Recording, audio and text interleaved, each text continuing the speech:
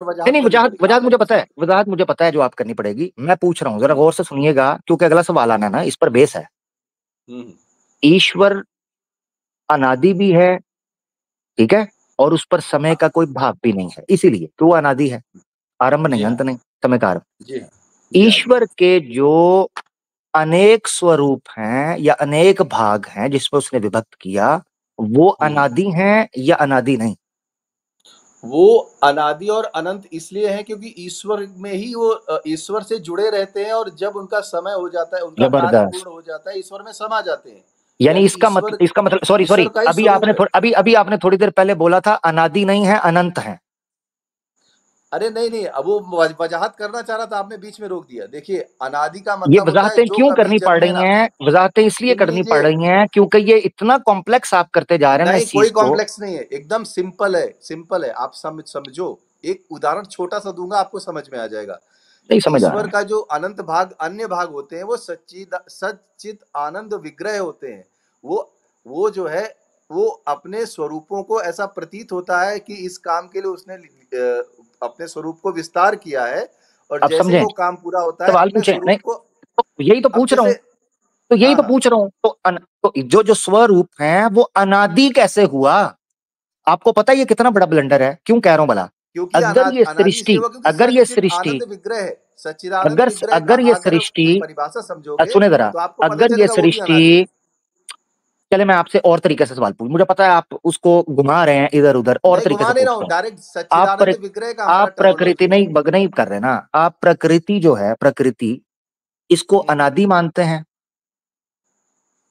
प्रकृति, हाँ, प्रकृति नित्य है, अनादि नहीं है, नित्य। नित्य की थोड़ी व्याख्या नित्य है। करें। देखिए, नित्य का अर्थ ये होता है कि वो हमेशा से है और हमेशा रहेगी, तो लेकिन अनादि किसे कहते, तो कभी, सुनो अनादि सुनो, की व्याख्या करें, अनादि की अनादि व्याख्या भी करें। यही है, हाँ, तो अनादि फिर भी यही तो है, क्या कर रहा लेकिन है यार तू? पाँच जा छो, मेरा टाइम खाएगा, पाँच जा छो। नित्य भी वही है, अनादि भी वही है, पाँच जा छो, तुम न करना है। मेरा सब 2 घंटे मेरे खाने लगा था, इसीलिए बोला है नित्य की व्याख्या करो। जिसका कोई आरंभ नहीं, जिसका कोई अंत। अनादि क्या है? वो भी वही है। फिर नित्य ये शब्दों के अंदर मेरे साथ टीटो पाटियां ना करो। ये 22 को तो मैंने एक किया है, 22 को एक्स मुस्लिम को मैंने सनातन कर लिया है, गपोड़बाजी से किया है, विस्तार में बताऊंगा, वार्तालाप ऐसे चलता है वैसे चलता है, अनादि ये तो अनंत अनेक फलाना। ये हिंदी भाषा बोलने से मसले हल नहीं होते, उसको समझाओ ना। बिल्कुल अगर प्रकृति अनादि है तो इसकी उत्पत्ति नहीं हो सकती, उत्पत्ति के लिए आरंभ चाहिए। ये बिल्कुल ब्लंडर था इसका। ईश्वर बिल्कुल जो कि अनादि है, जिसका कोई शुरू आरंभ नहीं, जिसका कोई अंत नहीं, वो अनादि है, अनंत है, तो उसके भीतर, उसके अंतर्गत किसी चीज का आरंभ कैसे हो सकता है? ये इतना बड़ा ब्लंडर है, आरंभ। ईश्वर के ऊपर अगर समय का भाव नहीं पड़ सकता, ईश्वर पर समय का भाव नहीं पड़ सकता, तो फिर जो उसके अंतर्गत जो सृष्टि का निर्माण हुआ है, उस पर तो समय का भाव पड़ना ही पड़ना है, वरना तो वो एग्जिस्ट नहीं कर सकती, उत्पन्न नहीं हो सकती। तो इसका मतलब है ईश्वर के ऊपर समय का भाव पड़ा। ये आपकी फिलॉसफी के अनुसार, जो आप कह रहे हो अंदर, अंदर है, अंदर है, ये चीज। अभी तो अगले सवाल मैंने पूछने थे। बिल्कुल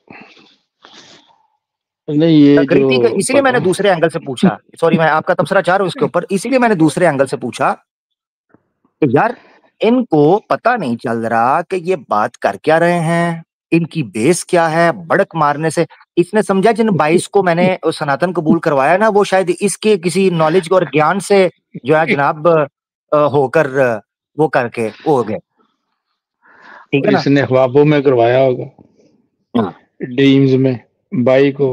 हमें पता है कौन सनातन धर्म स्वीकार कर रहा है इस समय पर, हमें पता है। हाँ, और किस लिए कर रहा है हमें पता है। बिरला लाइंस पर से सर्टिफिकेट हमने भी लिए हुए हैं, कमला नगर से। हाँ, हमें पता है कौन किस लिए कर रहा है। अब भाई अली अमर भाई, इसने तो पेपर पे लिखा होगा ना कि आई एम सनातनी, नहीं ये पढ़ो भाई।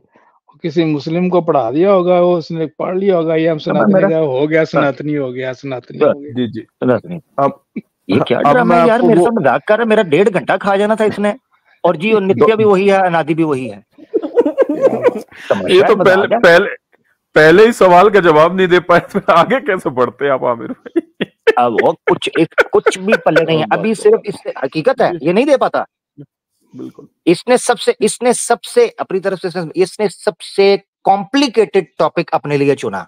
वो कहते हैं गीदड़ की मौत आती है ना तो वो सनातन धर्म में ईश्वर विषय पर बात करना शुरू करता है, ये याद रखना। तो किसी सनातनी को अगर डूबना है ना तो वो सनातन धर्म में ईश्वर विषय को हमारे सामने रखेगा, कभी भी नहीं रख सकता, कभी भी कोई नहीं। भी विषय हो, और सर डूबना हो कोई भी विषय रख ले डूब जाएगा। और किसी आमिर भाई एक और बोंगी ये मार के गया कि फोर्सली कन्वर्जन, और फोर्स जो कन्वर्जन करेगा उसी को पकड़ा जाएगा। और मैं आपको अभी लॉ की वेबसाइट से ही दिखा रहा हूँ, 1 मिनट मुझे दे दें बस। यार 1 मिनट जरा आप देखें निकालें यार, ये विवेक भाई ने पॉइंट बड़ा प्यारा पकड़ा है तो मेरे दिन में नहीं आया। आर्या समाज को बोल रहा है कल्ट, और समीर ने जो सनातन धर्म स्वीकार किया है, आर्या समाज बिरला लाइंस कमला नगर दिल्ली सर्टिफिकेट मंदिर से लिया है, आर्या समाज से चतुर्वेदी। तो तू तो उसको कह रहा है समीर को मैं सनातनी मानता हूँ, वो तो कल्ट है। लो पड़िया गई पहली चोरी पहला था। लो जी इन्हें 22 भी इसी तरह किए होंगे भाई, 22 बहुत जबरदस्त। मतलब कॉन्ट्रडिक्शन पे कॉन्ट्रडिक्शन, इसकी बात में भी कॉन्ट्रडिक्शन, लॉ के ऊपर में भी कॉन्ट्रडिक्शन, गॉड में बोल रहा है कि हमारे में कोई कॉन्ट्रडिक्शन नहीं है, खुद कॉन्ट्रडिक्शन में फंस गया। अब फिर जो है मैं सनातनी को मानता हूं। अब ये लॉ फाइल है library of the Congress government website है ये। यहाँ पे देखिए एंटी कन्वर्जन लॉ क्या कह रहा है। State level of statue that have been enacted to regulate religion conversion, anti conversion law क्या है ये, पढ़िए आप। फोर्स कन्वर्जन के बारे में कहीं लिखा है इसमें? नहीं बिल्कुल ऐसा ही है। ये इन्होंने ये सारे का सारा लॉ सिर्फ और सिर्फ मुसलमानों और क्रिश्चियंस पर पाबंदी लगाने के लिए बना है। इनको खुली छूट है। जैसे ही कोई क्रिश्चियनिटी स्वीकार करेगा या इस्लाम स्वीकार करेगा उस पर यह धारा लग जाएगी। बिल्कुल। और मैं आपको ह्यूमन रिसोर्स की वेबसाइट से भी दिखा देता हूं, 1 मिनट रुक जाएं। जिन्होंने गवर्नमेंट पे सीधा निशाना दागा है उन्होंने तो डायरेक्ट, ये आपके सामने में इंटरनेशनल की यूएस की रिपोर्ट और ह्यूमन राइट्स की, ये आपके सामने में दिख रही होगी। ये यूनाइटेड स्टेट ऑफ कमीशन है, जहां पे जो ल्यूक बिल्सन है उनकी ये रिपोर्ट है। यहाँ पे देखें 12 state in India have legislations criminalizing religious conversations in various circumstances, individually violating, and legislations face of punishment such as fines and imprisonment. And this is the issues update provide the summary of the international human right law protections for the right to freedom of religion or belief in the context of the religion conversion. It also examine that common feature of India state level anti-conversion law and explain why those common features are inconsistent and with the freedom of religion and belief under the international human right law. यहाँ पे इन्होंने लताड़ा है जबरदस्त जी। तो यहाँ पे तब ये इंटरनेशनल इसके उन्होंने जो यूनिवर्सल लॉ बनाया है आर्टिकल 18 के बारे में तो खैर आमिर भाई खुद जानते ही होंगे। तो उसके अंदर में यूनिवर्सल लॉ क्या है, किसी भी अपने धर्म की फ्रीडम दी गई है कि वो उसको प्रैक्टिस कर सकता है, प्रीच कर सकता है, उसकी दावत दे सकता है। आर्टिकल जो यूनिवर्सल लॉ है पूरे वर्ल्ड का, जिसपे सारे के सारे ह्यूमन राइट्स मुत्तफिक है, उसके अगेंस्ट में इंडिया ने काम किया है। तो उसके ऊपर में जो है इंटरनेशनल ह्यूमन राइट्स ने उनको लताड़ा भी है। इंडिया की हाँ जी। अच्छा जबरदस्त हो गया आगे। अच्छा मैं चाह रहा हूँ जुल्फकार भाई, आपने पहला सेगमेंट सुना, पास्टर साहब ने लेक्चर, अभी कुछ सनातनी बैक स्टेज मौजूद है, मैं उनको लेता हूँ, प्लीज रुकिएगा, आपको मैं लेता हूँ थोड़ा सा। जुल्फकार भाई आपने पहला सेगमेंट सुना, हालेलुया, तो जरा तबसरा तो करिए। उसी सिलसिले में, क्योंकि मैंने कुछ बात रखनी थी कि आपने सबसे पहले तो बहुत ही मुबारक मैं समझता हूँ कि जिस तरह आपने तशरीह की है और इसकी तफसीर की है, A1 आउट क्लासिंग, मैं कहता हूँ क्लास से भी ऊपर की है। और पास्टर मिट्ठू की जो आपने बात की है, जो आपने जो बताया और इसके साथ जो हुई, इसमें 2 बातें हैं मैंने जो नोट की है। सबसे पहली बात ये कि जब ये कह रहा था आपके जो आपने बयान फरमाया कि भाई मैं किसी पास्टर की डिबेट अरेंज कर देता, और यीशु की कुत्ती, जब तू इतना बड़ा है तो तू खुद कह के मैं डिबेट करूंगा। लेकिन इसने पास्टर को, मिट्ठू के जो है ना, उन्होंने जी पास्टर मिट्ठू के हवाले से जो की, इसने और टकले दूसरी को बात, इसने टकले को आगे कर दिया है। डॉक्टर जाकिर नाइक की बारी आती है तो अपनी ऑडियंस को कहता है जाओ मुझे जहां वहां जाके ना जनाब टैग करके कहो डॉक्टर जाकिर नाइक मैं तुझे चैलेंज करता हूँ। वो तेरे अब्बे बिल्कुल बैठे ने इतने, तेरे अब्बे 80 पैंथरा नु पट्टे पाने वाले बैठे हुए हैं, पैंथरा नु। तू बात बिल्कुल करता है हम पैंथर को पट्टा डालते हैं खोती के बच्चे, तू तो डग माल है, आवारा पिल्ला है, तेरी औकात क्या है? ट्रिनिटी के हवाले से इसने कहा जी 99.9% पीछे। और भाई ये ट्रिनिटी तो यीशु मसीह भी नहीं जानता होगा, उसके पास भी एक्सप्लेनेशन नहीं होगी इस ट्रिनिटी की। और पास्टर मिट्ठू के हवाले से मैं अप्रिशिएट करूंगा अमर भाई पास्टर मिट्ठू को। ये पास्टर मिट्ठू कौन है? मैं मुझे तो लगा है उनका नाम मुठ्ठियू है। अच्छा मिट्ठू, मैं मिट्ठू समझ रहा हूँ कि कोई पास्टर मिट्ठू है। नहीं मुठ्ठियो संधि विचित कर मुट्ठी दे विच, अच्छा मुट्ठी जैसे दे वो विच, यो करते ना दोंगली करके, ये मुट्ठी बना गए यो, मुट्ठी यो। अच्छा मुट्ठी यो, ये सही था, इजी था। बिल्कुल। ये पास्टर मिट्ठू मैं अप्रिशिएट अमर भाई इस सिलसिले में करूंगा कि इसने जो आपने प्रेजेंटेशन जिसकी चलाई है ना, इसने हकीकत पे बात की है, और ये रियल क्रिश्चियन है, ये किसी मर्द का बच्चा है जिसने सनातन पे ये बात की है, और मैं अप्रिशिएट करूंगा, और उसने रियलिटी बयान की है, ये मैं खुला कहूंगा। लेकिन ये रियलिटी ये कुत्ती नहीं करेगी, ये जो जस्सू की कुत्ती है ना, ये नहीं करेगी। और आपने कहा कि ये माफी मांगे, नहीं प्रोफेसर मिट्ठू ऐसा नहीं है, ये रियल में क्राइस्ट का फॉलोअर है, ये बिकेगा नहीं, मैं आपको बता दूं, ये इसी तरह ही बैंड बजाएगा इनकी। और उसने सही और रियलिटी में बात किया, ये कोई आप इस यीशु की कुत्ती की तरह समझते हैं, ये बिकेगा नहीं, मुझे लग रहा है पीछे नहीं हटेगा, चाहे सूली पर चढ़कर इली इली लिमा सबकता नहीं ना कहना पड़ जाए, नहीं पीछे नहीं हटेगा। ये बिल्कुल, ये एक दफा एली एली भी कह देगा और दूसरी दफा अलूही भी कहेगा, लेकिन पीछे नहीं हटेगा, ये है फॉलोअर। इसलिए मैं इसको आप कह रहे थे कि ये माफी मांगेगा, या ये अब देखिएगा ये इससे भी टक्कर लेगा यीशु से, यानी कि ये यीशु की कुत्ती से भी टक्कर लेगा कि तू क्यों इनके जो सच है वो क्यों नहीं बताता, तेरी किताब में तो ये लिखा बच्चों इनसे, मेरे बच्चों ये जो बुत परस्त है इनसे बचो। और इनकी तो अफीसियों के 5:5 में भी लिखा हुआ है कि पता नहीं ऐसे ऐसे होंगे तो एक जो है वो बुत परस्त बनेगा। तो बहरहाल आपकी स्ट्रीम जबरदस्त रही, मैंने इसको जो है वो सुना, और ट्रिनिटी पे भी बात हुई, इसको भी ट्रिनिटी का नहीं पता, अगर इसको पता होता तो ये भी बताता, लेकिन पास्टर मिट्ठू साहब जो हैं वो पीछे हटेंगे नहीं अब, ये मैं आपको पहले से ही बता दूं आमिर भाई, ये पीछे हटेंगे नहीं। सर उसने लाइव इनकी धोती खोल दी, आप जरा सुने तो सही, आपने सुना ही नहीं। पास्टर ने देखे मिट्ठू मिट्ठू बन के इनको ऐसी चूरी खिलाई है कि आप याद रखे, सामने बिठा के जरा चेक करना। लेकिन खुदा बेवकूफों को भी इस्तेमाल कर सकता है लोगों तक इंफॉर्मेशन पहुंचाने के लिए। क्या बात, तो बिल्कुल। All in all I am thankful for this live stream, I am thankful to you भाई एडम सीकर देखा और x Muslim Sahil. I think लो जी, उसने पता है क्या कहा है? उसने कहा है खुदा बेवकूफों को भी इस्तेमाल करता है इंफॉर्मेशन पहुंचाने के लिए, थैंक यू यीशु की कुत्ती एंड थैंक यू जाहिल। उसने ये मुंह पे बोल गया, तो सच बोला ना उसने, सच बोला उसने, जबरदस्त। यीशु का फॉलोअर अगर है तो ये है सर, बिल्कुल सही फरमा रहे हैं। उन्हें क्या सीकर होगा तो कार होगा, गटर जो होगा इतने नहीं, बिल्कुल। तो वो आपने वो भी बताया था कि वो कहता मैं क्या करूं, फिर वो साहिल का इतना जो उसको वेलकम कर रहा था, तो बहुत ही गंदा, वो तो बहुत ही गंदा इसने बना बंदे गंदे वाला किया है, वो सुनने वाला है। इतने कीता सी किथे कीता, एक मिनट। वेलकम, क्या हाल है सर आपके? लो जी, ए देखा सुने जी, ओए होए होए, तो बहुत ही कुत्ते वाली लाइव ही कर गया यार। मैं बिल्कुल पास्टर मुठियू, यकीन करे, सलाम है पास्टर मुठियू नो। यार मिठू आ रहा दे अमर भाई, मिठू मिठू आया तो बड़ा आया भारा कौन हो आया जाना। आया तो जी भैन दा यार आ गया जो भी सुन लो। सुनो जी एडम की माँ का चौथा यार आ गया है। मुझे कचीचियां इसलिए चढ़ रही हैं कि पहला मैं हूं। अच्छा जी सॉरी आगे।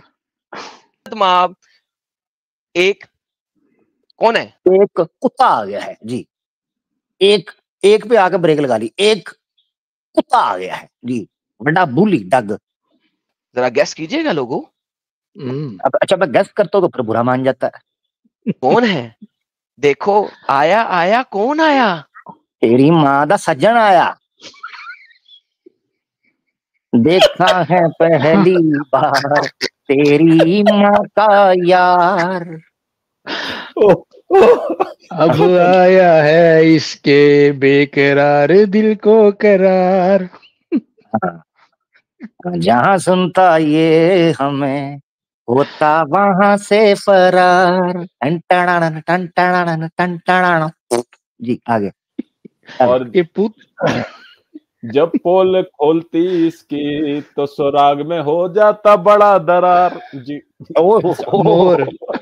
क्या बात जी। आगे देखो सुनो, ए देखो जी आ गया जी आ गया। आया आया कौन आया? यदि माँ दा खसम आया जी। आया आया कौन आया?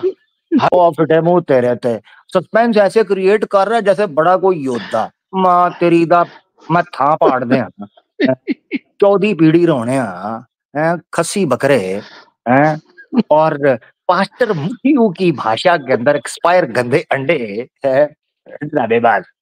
भाई पैसे क्रिएट करे कि कौन आया? बोलो बोलो कौन आया? पोती दा बच्चा आया और कौन आया है? देखो देखो कौन आया? मां पेश कर जी पेश करनी है इस्लाम के खिलाफ कुत्ते हो भौंकदे हो सुबह शाम बह के। कौन आया? वाह वाह वाह। मिठू ने तेल ला के टेंडी वाड़ देनी है बिच।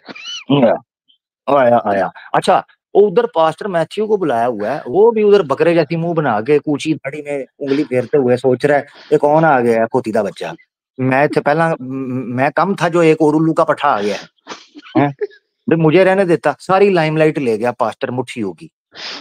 मुट्ठी लगा के सारी लाइमलाइट ले गया। देखो देखो कौन आया। तो पास्टर मैथ्यू को दफना दें, फिर उसको दफना दे हैं उसको, जिसको चीफ गेस्ट को बुलाया उसको दफना दे फिर। देखो देखो कौन आया। उसकी शक्ल दिखाता जा और आगे बढ़ता जा और दफना दे। ऐसा महसूस हो रहा है देखो कभी कभी देखा कि शादी में कभी कभी बिरयानी में बोटी खत्म हो जाती है, वैसा पास्टर का हाल हो गया। बोला शादी में तो बुला लिया, बिरयानी में बोटी ही नहीं है। बिरयानी में बोटी नहीं है या बोतल में गैस नहीं है? बोतल में गैस नहीं है। मेरी पेप्सी मैनू नहीं पता, मेरी पेप्सी फीकी निकल आई है। उल्लू के पट्टे देख तो थे, डाइट तो नहीं पी रहा कहीं नाराज होकर मुसमुस के चला गया। देखो देखो कौन आया, मोदी इसके घर आया। आगे सुनो, पास्टर ने पकड़ के अपने छनगने के ऊपर मारा है तुम्हारा लीडर नेशनल। उसने कहा मेरे कांगरू को ठंड है, ये मेरे झुंझुने के ऊपर साहिल को मारो। कौन है? देखना जरा, इतनी हाइप क्रिएट की थी उसने फटा ही उखाड़ के रख दिया। देखो जरा। हजरत एक्स मुस्लिम साहिल सल्लल्लाहु अलैहि वसल्लम। सर वेलकम वेलकम वेलकम, क्या हाल है सर आपके? Thank you so much Adam साहब for the warm welcome. I hope मामला बड़ा जबरदस्त चल रहा होगा। और hello to Matthew Solomon. Ex Muslim Sahil का क्या करूं मैं? हाय हाय हाय, क्या करूं भाई, ठीक रहे हैं उन्हें। मजा आया है। ये तो वो हिसाब हो गया, ये तो वो हिसाब हो गया कि जनाब वो बंदा एक ना जनाब इस्तकबाल करने के लिए उसने जनाब प्रॉपर्टी बेच, गाड़ी बेच, बहन के जेवर बेच हैं जनाब, गांव वाली जमीन बेच, फार्म हाउस बेच जी, साइकिल बेच, घड़ी बेच, टीवी बेच, माइक्रोवेव बेच।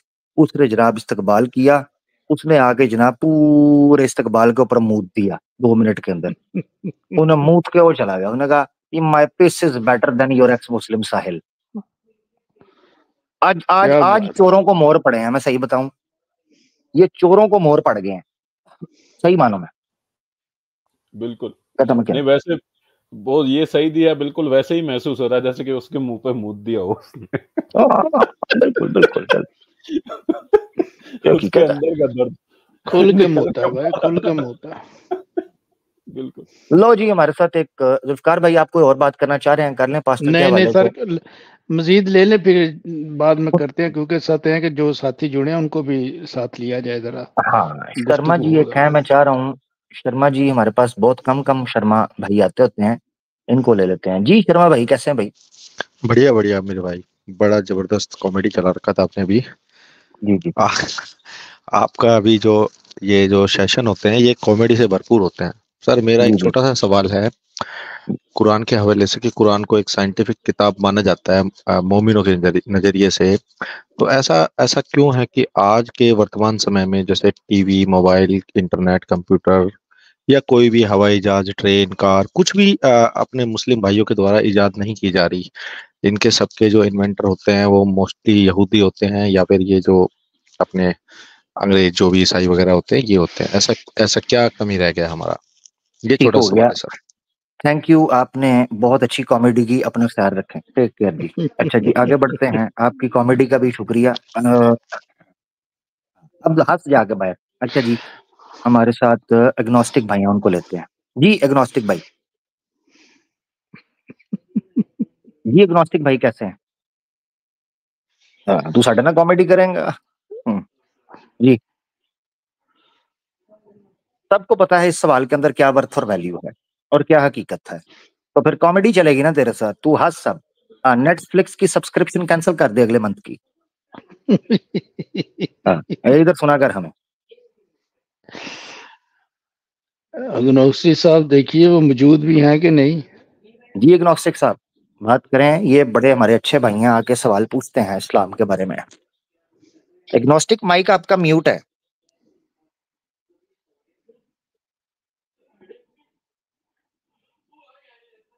हाँ जी, चलें फिर आगे बढ़ते हैं। एग्नोस्टिक साहब मेरे ख्याल से अवे हैं, आगे बढ़ते हैं, ठीक है। मुसलमान क्या समझते हैं, मुसलमान क्या नहीं समझते, इससे फर्क नहीं पड़ता, कुरान खुद को क्या कहता है, ये हकीकत है, पॉइंट नंबर 1। और दूसरी चीज, इसके ऊपर 85 बार बात हो चुकी हुई है, हमने कई बार बात किया। वो बात यह है कि मुसलमानों को सिस्टमैटिकली एजुकेशन से पीछे रखा जा रहा है इन 2 वेज। नंबर 1 अंदरूनी तौर पर, और नंबर 2 बैरूनी तौर से, ठीक है ना। बैरूनी तौर पर जो बड़ा इशू है ये सेकुलर लॉबी है, इसको बड़ी दफा हमने बात किया, जो ये कहते हैं कि कॉलेज से हिजाब वाली लड़की को साइड पे कर दो, जो दीनदार लड़का है उसको साइड पे कर दो, ये आउटडेटेड हैं, ये ओप्रेस्ड हैं, ये बड़े जनाब बैकवर्ड्स हैं, तो जनाब लिहाजा इनको आगे ना, तो लिहाजा यूनिवर्सिटी का जो पोस्टर इमेज बनाया वो ये बनाया कि एक ऐसी मॉड स्क्वाड लड़की हो जो जनाब चड्डी के अंदर और टाइट पैंटों के अंदर हो। इसी तरीके से लड़का ऐसा दिखाया कि जनाब जो मर्द कम लगे और हिजड़ा ज्यादा लगे। ये यूनिवर्सिटियों की प्रोडक्शन ये सामने आई, ठीक है ना।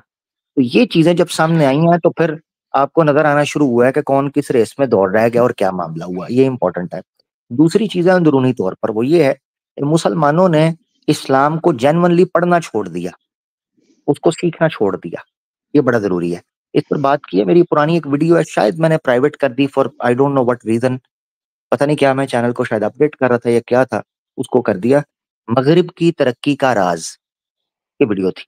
एक तहरीर है मौलाना वहीदुद्दीन खां की, अबलाग के खिलाफ करे, उस तहरीर के ऊपर मैंने तबसरा किया है, कुछ तहरीर है, कुछ उस पर तबसरा है, तो उसको उसको हो सकता है मैं दोबारा पब्लिक करूं। मगरिब की तरक्की का राज, करीबन 2 से 2.5 साल पहले वो वीडियो मैंने अपलोड की थी। उस पर मैंने नक्शा खींचा है कि क्यों मुसलमान तरक्की की दौड़ से पीछे रह गया और वेस्ट इस तरक्की की दौड़ में आगे चला गया, याद रखना है।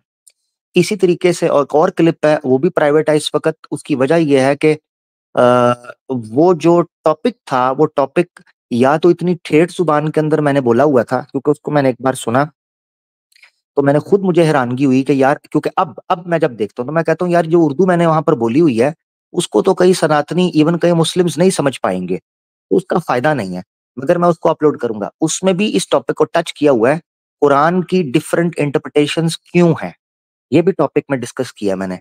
कुरान की डिफरेंट, अगर कुरान अल्लाह की किताब है तो इतनी डिफरेंट इंटरप्रिटेशंस क्यों है, इस टॉपिक को मैंने डिस्कस किया था आज से 2-2.5 साल पहले। एक छोटी क्लिप थी तकरीबन 20-21 मिनट की, उसको भी मैंने प्राइवेट कर दिया था फॉर दिस रीजन के शायद उन लोगों को वो बात समझ नहीं आएगी या लोग उसके लिए रेडी नहीं थे, ठीक है ना। तो ये याद रखना चाहिए। मुसलमान पीछे रह रहा है और उसके पीछे रहने की वजह हालात और वाकयात और अपनी हकीकतों को इर्द गिर्द का तारुफ न करना।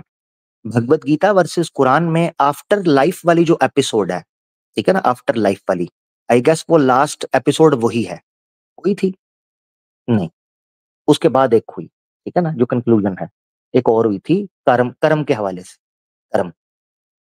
भगवत गीता वर्सेस कुरान की जो छठी एपिसोड है, second last episode, after life, उसका जो कुरान वाला सेगमेंट है उसमें मैंने डिटेल से बताया कि कुरान अपने मानने वाले से क्या तकाजा, क्या डिमांड करता है, वो क्या आपको कहते हैं। तो ये बड़ा जरूरी है। एक भाई कहते हैं 3 साल पहले वीडियो में मिर्जा गालिब साहब की तरह उर्दू बोलने, नहीं अड्डा भी नहीं था, हाँ ठेठ उर्दू थी, और अभी भी कोशिश करता हूँ कि अपने आप को बेहतर करूं, मगर ये याद रखना चाहिए, यहाँ मैं एक जिक्र करना चाहता हूँ, वो ये है कि मैं कोई ज़्यादा कोई अच्छा स्पीकर तो नहीं हूँ, कोई ज़्यादा कोई अच्छी तकरीर वगैरह भी नहीं करता, ये तो हकीकत है, मैं जानता हूँ, मगर इतना ज़रूर जानता हूँ कि एक अच्छे स्पीकर को या एक अच्छे डिबेटर को अपनी ऑडियंस का ख्याल ज़रूर रखना चाहिए, ये बड़ा ज़रूरी है। उसके पीछे रीज़न ये है कि जिन लोगों तक आप पैगाम पहुँचाना चाहते हैं, जिन लोगों तक आप बात पहुँचाना चाहते हैं, उन लोगों तक बात ऐसे ही पहुँचे जो उनकी सतह है, ये बड़ा ज़रूरी है। अदरवाइज़ फिर इतनी कीमती बातें हैं जो ज़ाया हो जाएँगी। तो आपके पास 2 ऑप्शंस होते हैं, या तो आप इल्मी ज़ुबान इस्तेमाल करें, ख़वास की ज़ुबान इस्तेमाल करें, तो उससे बड़ी तादाद महरूम हो जाएगी, बड़ी ऑडियंस महरूम हो जाती है। जब आप बड़ी टेक्निकल किस्म की, लिंगो किस्म की डिस्कशन करते हैं, तो उन टर्मिनोलॉजीज़ या इस्तिलाहात की वजह से कई आम जनता जो है वो आपके अहम पॉइंट्स होते हैं, उनसे महरूम रह जाती है, तो उसका नुकसान है। तो इसीलिए एक अच्छा स्पीकर जो होगा वो हमेशा अपनी आवाम की सतह पर आकर बात करता है। हाँ, अलबत्ता ये ख्याल ज़रूर रहना चाहिए कि मौज़ू की जो हकीकत है वो कहीं अवामी ना हो जाए। मौज़ू की हकीकत, तो मौज़ू की अहमियत वहीं रहे, मौज़ू की हकीकत वहीं रहे, मगर उसको समझाने का तरीका इस लेवल पर होना चाहिए कि एक आम आदमी भी जिसने इस्लाम का एक हरफ भी नहीं पढ़ा, उसको भी वो मसला समझ आना चाहिए कि ये बात क्या हो रही है, बड़ा ज़रूरी है। उस लेवल पर आकर हमारे उलमा को भी, हमारे स्पीकर्स को भी, हमारे रिफॉर्मर्स को भी, हमारे इंटेलेक्चुअल्स को भी बात करनी चाहिए। अलबत्ता ये ज़रूर है कि इल्मी काम होना चाहिए। अच्छा, मैं एक और चीज़ के हक में भी हूँ, जो ये भाई ने सवाल पूछा था, ये कॉमेडी वाले भाई ने, शर्मा जी ने, कि मुसलमान क्यों तरक्की या इन चीज़ों के पीछे रह गए हैं। उसके पीछे एक रीज़न ये भी है, जो मैंने मगरिब की तरक्की का राज़ में भी डिस्कस की थी। वो ये चीज़ है कि मुसलमानों ने उलूम को अपनी सतह और अपनी समझ के मुताबिक ढालने की बजाय खुद को उस लेवल पर ले जाने की कोशिश की है, जो लेवल खवास का है, आम का नहीं। लिहाजा हुआ ये कि महदूद, लिमिटेड या लिमिटेशंस आना शुरू हो गई लोगों के यहाँ, ठीक है? तो इब्तदा में इस्लाम की तरक्की का राज ये है कि हर आमो खास जो है वो प्रोडक्टिव काम में, प्रैक्टिकलिटी के अंदर अमल में आता था। वेयरएज़ अब हुआ ये कि लोगों ने हर डिपार्टमेंट में खास कर दिया उन चीज़ों को कि ये लोग ये काम करेंगे, हमने नहीं करना, या हम इसमें पार्टिसिपेट नहीं करेंगे। इससे स्कोप खत्म होता गया, चीज़ें श्रिंक हो गई। इसमें कोई शक नहीं, इसके प्रोज भी हैं मगर इसके कॉन्स भी हैं, स्पेशलाइजेशन के या कैटेगराइजेशन के। तो खैर बहरहाल ये इल्मी हलकों में या एजुकेशनिस्ट इस पे ज़्यादा बात कर सकते हैं, तो ये बड़ा ज़रूरी है। एग्नोस्टिक साहब को दोबारा लेता हूँ, अगर वो सुन पा रहे हैं। आप सुन रहे हो एग्नोस्टिक? यार स्टेज खाली करेंगे हम, माइक म्यूट है आपका। एग्नोस्टिक भाई, ठीक हो गया, स्टेज फिर खाली कर दें यार, ताकि जगह बन सके और हम आगे बढ़ सकें, ठीक है? ये आगे बढ़ते हैं, हमारे साथ कोई भाई हैं गुजरनी करके। जी भाई, हेलो, मेरी आवाज आ रही है भाई को? चलें ठीक हो गया, आप भी स्टेज छोड़ दें, जो बात नहीं कर रहे वो स्टेज छोड़ दें। ठीक हो गया, इनसे भी हम इजाज़त ले लेते हैं। मुसलमान दोस्त प्लीज़ अभी ज्वाइन ना करें। योहान करके कोई, अच्छा ये वही योहान है, हाँ जी यार योहान, मुझे इतने लोगों ने कहा है कि यार इसको पकड़ के ये टाइम वेस्ट करता है, मुख्तसर सी बात करो, मुख्तसर आज करते हैं, ठीक है? क्योंकि लोग बड़ा कह रहे हैं, वो लोग कह रहे हैं यार ये योहान अपने बाज नहीं आ रहे, तुम ठीक नहीं हो रहे, कभी इधर जा